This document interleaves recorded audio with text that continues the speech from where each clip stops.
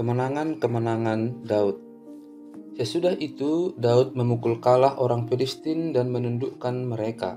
Lalu Daud mengambil kendali pemerintahan atas ibu kota dari tangan orang Filistin. Dan ia memukul kalah orang Moab, lalu sambil menyuruh mereka berbaring di tanah, ia mengukur tempat mereka dengan tali.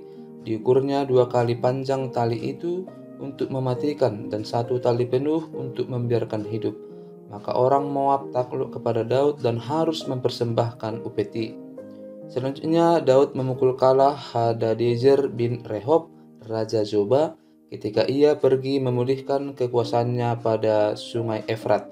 Daud menawan daripadanya 1.700 orang pasukan berkuda dan 20.000 orang pasukan berjalan kaki.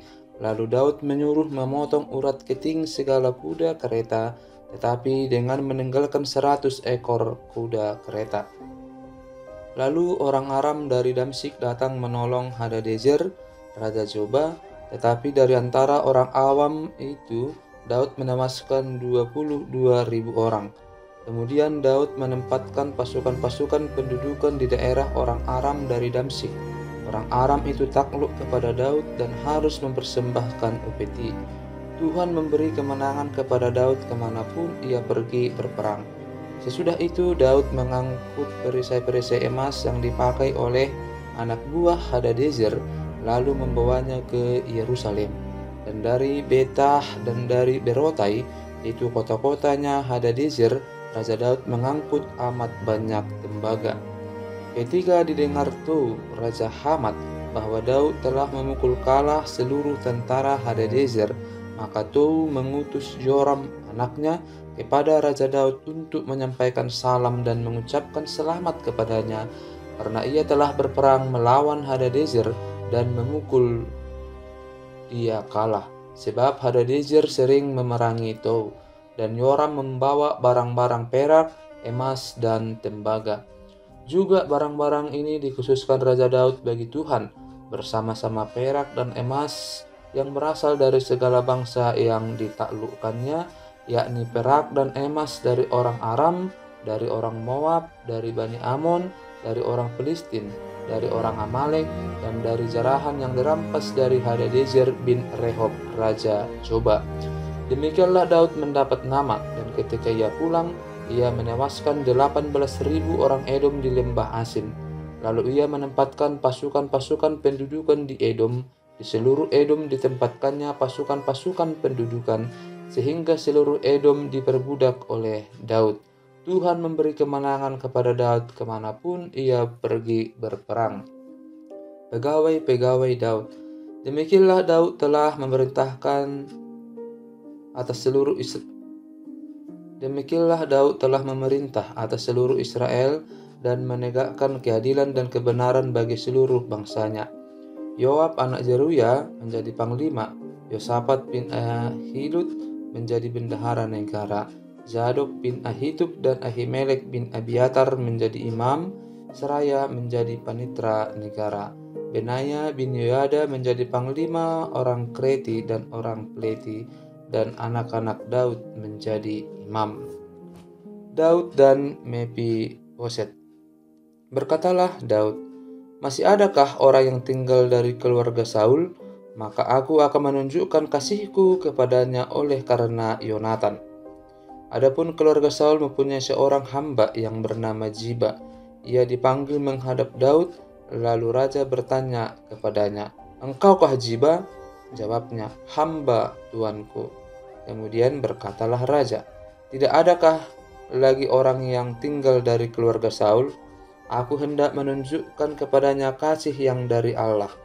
Lalu berkatalah Ziba kepada raja, "Masih ada seorang anak laki-laki Yonatan yang cacat kakinya." Tanya raja kepadanya, "Di manakah ia?" Jawab Ziba kepada raja, "Dia ada di rumah Makir bin Amiel di Lodebar." Sesudah itu Raja Daud menyuruh mengambil dia dari rumah Makir bin Amiel dari Lodebar, dan Mefiboset bin Yonatan bin Saul masuk menghadap Daud. Ia sujud dan menyembah. Kata Daud, "Mefiboset?" Jawabnya, "Inilah hamba tuanku." Kemudian berkatalah Daud kepadanya, "Janganlah takut, sebab aku pasti akan menunjukkan kasihku kepadamu oleh karena Yonatan ayahmu. Aku akan mengembalikan kepadamu segala ladang Saul, nenekmu, dan engkau akan tetap makan sehidangan dengan aku." Lalu sujudlah Mefiboset dan berkata, "Apakah hambamu ini, sehingga engkau menghiraukan anjing mati seperti aku?" Lalu raja memanggil Ziba, hamba Saul itu, dan berkata kepadanya, "Segala sesuatu yang adalah milik Saul dan milik seluruh keluarganya kuberikan kepada cucu tuanmu itu. Engkau harus mengerjakan tanah baginya, engkau, anak hambamu dan hamba-hambamu, dan harus membawa masuk tuayannya, supaya cucu tuanmu itu ada makanannya. Mefiboset, cucu tuanmu itu akan tetap makan sehidangan dengan aku." Ziba mempunyai 15 orang anak laki-laki dan 20 orang hamba. Berkatalah Ziba kepada raja, "Hambamu ini akan melakukan tepat seperti yang diperintahkan tuanku raja kepadanya." Dan Mefiboset makan sehidangan dengan Daud sebagai salah seorang anak raja. Mefiboset mempunyai seorang anak laki-laki yang kecil yang bernama Mika. Semua orang yang diam di rumah Ziba adalah hamba-hamba Mefiboset.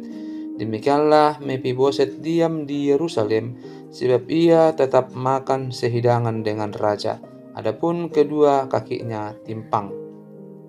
Daud berperang melawan Bani Amon dan orang Aram. Sesudah itu matilah raja Bani Amon, dan Hanun anaknya menjadi raja menggantikan dia. Lalu berkatalah Daud, "Aku akan menunjukkan persahabatan kepada Hanun bin Nahas, sama seperti ayahnya telah menunjukkan persahabatan kepadaku."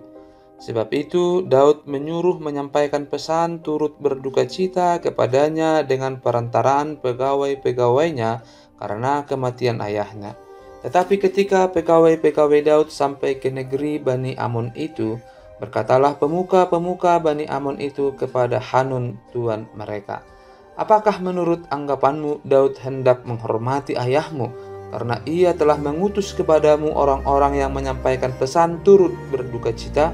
Bukankah dengan maksud untuk menyelidik kota ini, untuk mengintainya dan menghancurkannya, maka Daud mengutus pegawai-pegawainya itu kepadamu?" Lalu Hanun menyuruh menangkap pegawai-pegawai Daud itu, disuruhnya mencukur setengah dari janggut mereka dan memotong pakaian mereka pada bagian tengah sampai pantat mereka, kemudian dilepasnya mereka. Hal ini diberitahukan kepada Daud, lalu disuruhnya orang menemui mereka, sebab orang-orang itu sangat dipermalukan. Raja berkata, "Tinggallah di Yeriko sampai janggutmu itu tumbuh, kemudian datanglah kembali." Setelah dilihat Bani Amon bahwa mereka dibenci Daud, maka Bani Amon itu menyuruh orang menyewa dari orang Aram, Bet, Rehob, dan orang Aram dari Zoba 20.000 orang pasukan berjalan kaki, dari raja negeri Maaka 1.000 orang, dan dari orang-orang Top 12.000 orang. Ketika Daud mendengar hal itu, disuruhnyalah Yoab maju dengan segenap pasukan pahlawan. Lalu Bani Amon maju, diaturnya barisan perangnya di depan pintu gerbang, sedang orang Aram dari Zoba dan dari Rehob dan orang-orang Top dan Maaka ada tersendiri di padang. Ketika Yoab melihat bahwa serangan itu mengancam dia dari depan dan dari belakang, maka dipilihnyalah sebagian dari orang pilihan Israel. Lalu ia mengatur barisan mereka berhadapan dengan orang Aram itu. Selebihnya dari rakyat itu ditempatkannya di bawah pimpinan Abisai, adiknya, yang mengatur barisan mereka berhadapan dengan Bani Amon itu. Lalu berkatalah Yoab, "Jika orang Aram itu lebih kuat daripadaku, maka haruslah engkau menolong aku. Tetapi jika Bani Amon itu lebih kuat daripadamu, maka aku akan datang menolong engkau. Kuatkanlah hatimu, dan marilah kita menguatkan hati untuk bangsa kita dan untuk kota-kota Allah kita. Tuhan kiranya melakukan yang baik di matanya." Lalu Yoab dan tentara yang bersama-sama dengan dia maju berperang melawan orang Aram, dan orang-orang itu melarikan diri dari hadapannya. Ketika Bani Amon melihat bahwa orang Aram sudah melarikan diri, maka mereka pun larilah dari hadapan Abisai dan masuk ke dalam kota. Sesudah itu, pulanglah Yoab setelah memerangi Bani Amon dan sampailah ia ke Yerusalem. Ketika orang Aram melihat bahwa mereka telah terpukul kalah oleh orang Israel, maka berkumpullah mereka bersama-sama. Juga Hadadezer menyuruh orang Aram yang di seberang sungai Efrat maju berperang. Mereka sampai ke Helam di bawah pimpinan Sobak, panglima tentara Hadadezer. Setelah hal itu diberitahukan kepada Daud, maka dikumpulkannya seluruh orang Israel di seberanginya sungai Yordan, lalu sampai ke Helam. Orang Aram mengatur barisannya berhadapan dengan Daud dan bertempur melawan dia. Tetapi orang Aram itu lari dari hadapan orang Israel, dan Daud membunuh dari orang Aram itu 700 ekor kuda kereta dan 40.000 orang pasukan berkuda. Sobak, panglima tentara mereka, dilukainya sedemikian hingga ia mati di sana. Ketika dilihat semua raja yang takluk kepada Hadadezer bahwa mereka telah terpukul kalah oleh orang Israel, maka mereka mengadakan perdamaian dengan orang Israel dan takluk kepada mereka. Sesudah itu, takutlah orang Aram memberi pertolongan lagi kepada Bani Amon. Daud dan Batseba. Pada pergantian tahun, pada waktu raja-raja biasanya maju berperang, maka Daud menyuruh Yoab maju beserta orang-orangnya dan seluruh orang Israel. Mereka musnahkan Bani Amon dan mengepung kota Raba, sedang Daud sendiri tinggal di Yerusalem. Sekali peristiwa pada waktu petang, ketika Daud bangun dari tempat pembaringannya, lalu berjalan-jalan di atas sotoh istana, tampak kepadanya dari atas sotoh itu seorang perempuan sedang mandi. Perempuan itu sangat elok rupanya. Lalu Daud menyuruh orang bertanya tentang perempuan itu, dan orang berkata, "Itu adalah Batseba binti Eliam, istri Uria orang Het itu." Sesudah itu Daud menyuruh orang mengambil dia. Perempuan itu datang kepadanya, lalu Daud tidur dengan dia.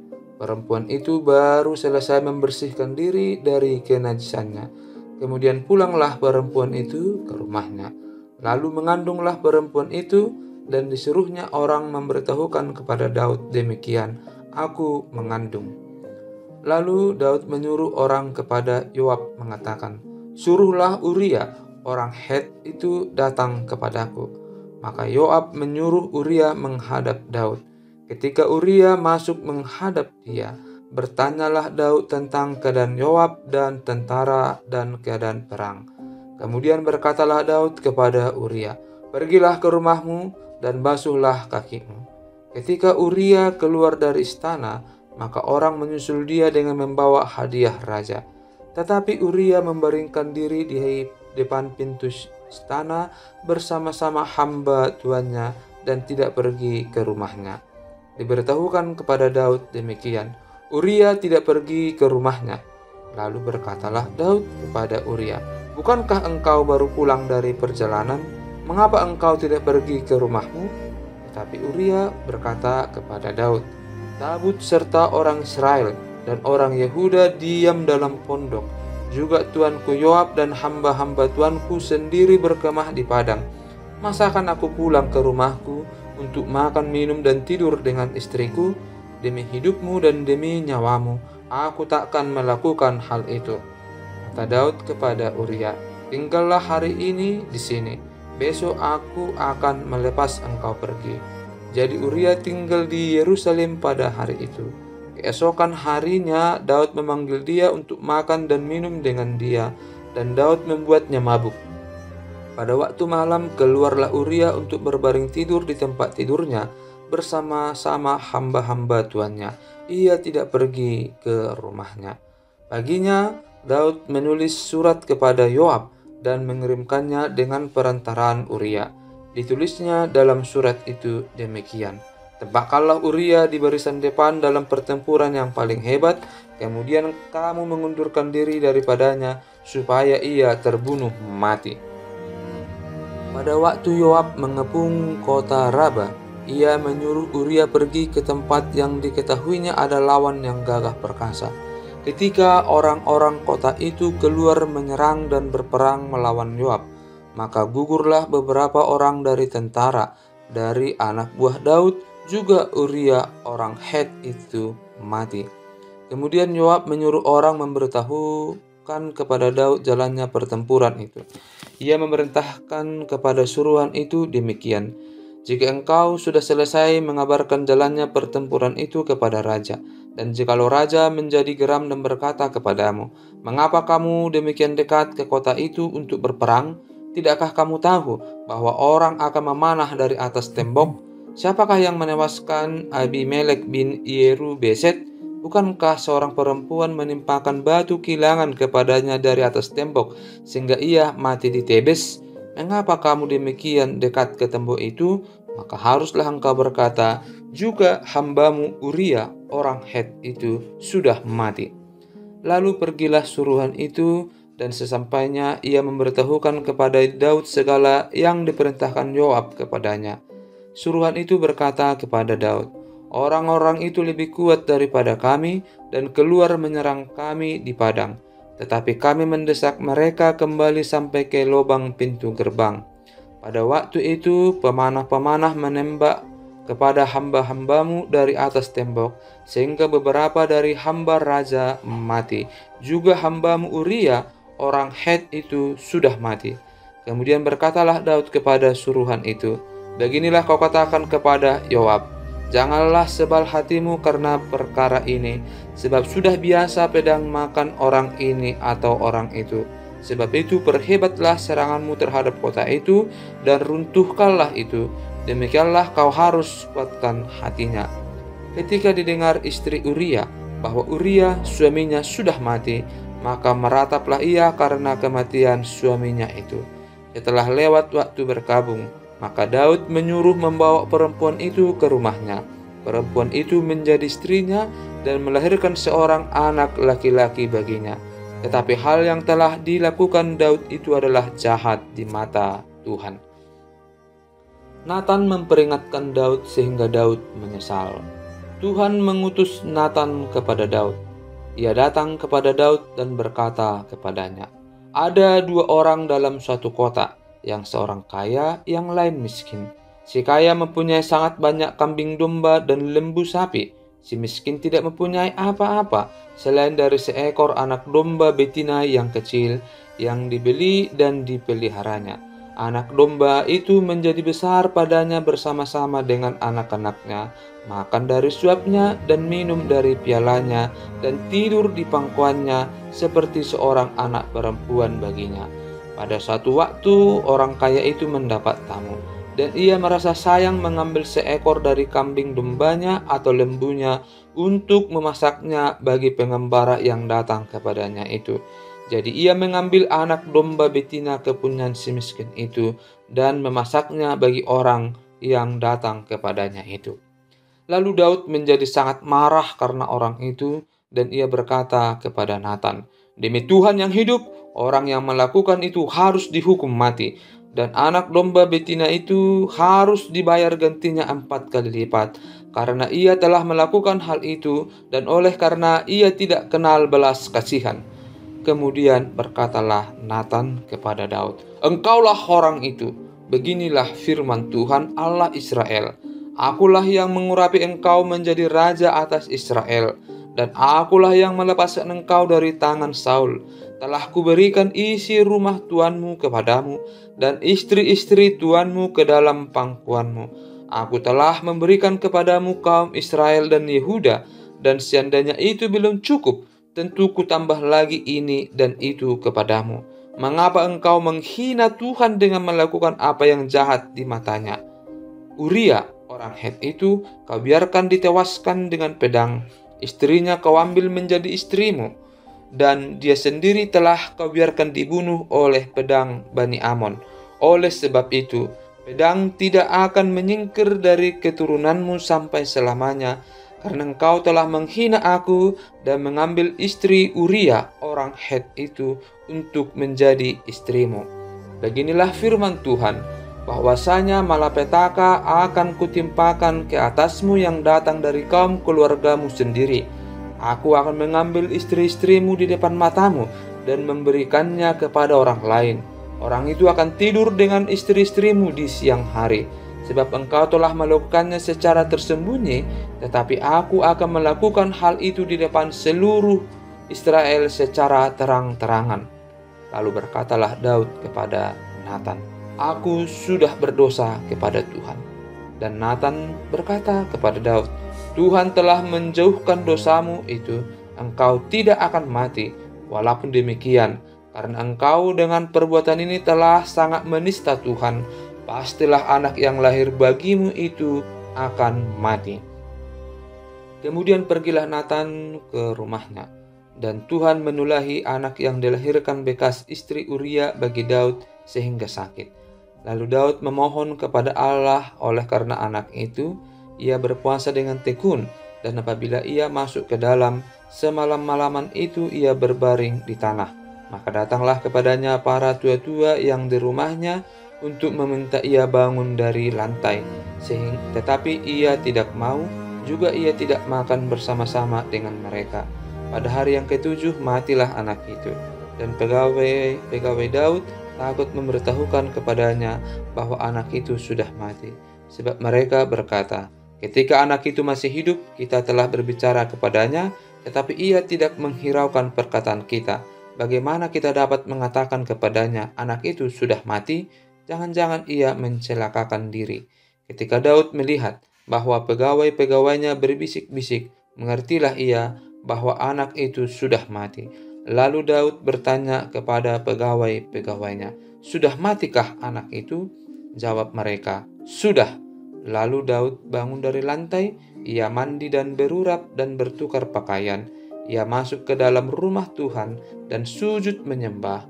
Sesudah itu pulanglah ia ke rumahnya, dan atas permintaannya dihidangkan kepadanya roti, lalu ia makan. Berkatalah pegawai-pegawainya kepadanya, "Apakah artinya hal yang kau perbuat ini? Oleh karena anak yang masih hidup itu, engkau berpuasa dan menangis, tetapi sesudah anak itu mati, engkau bangun dan makan." Jawabnya, "Selagi anak itu hidup, aku berpuasa dan menangis, karena pikirku, siapa tahu Tuhan mengasihani aku, sehingga anak itu tetap hidup. Tetapi sekarang ia sudah mati, mengapa aku harus berpuasa? Dapatkah aku mengembalikannya lagi? Aku yang akan pergi kepadanya, tetapi ia tidak akan kembali kepadaku." Kemudian Daud menghibur hati Batseba istrinya. Ia menghampiri perempuan itu dan tidur dengan dia, dan perempuan itu melahirkan seorang anak laki-laki. Lalu Daud memberi nama Salomo kepada anak itu. Tuhan mengasihi anak ini, dan dengan perantaraan Nabi Nathan, ia menyuruh menamakan anak itu Yedija oleh karena Tuhan.